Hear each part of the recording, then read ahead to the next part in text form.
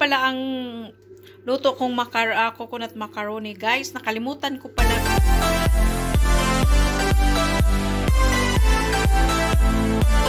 1/2 butter. To guys, gumawa ako ng macarons, coconut macarons. Tapos 3 itlog.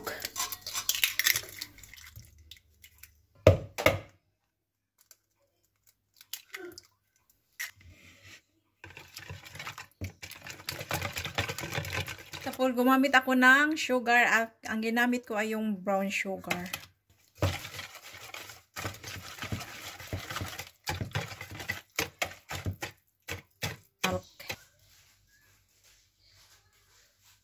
Ko ng vanilya.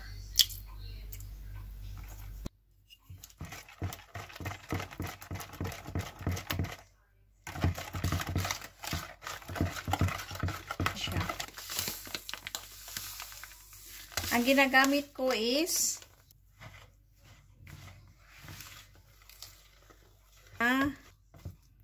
lagayan ng, so ito ang lagyan ko, guys, pang cream.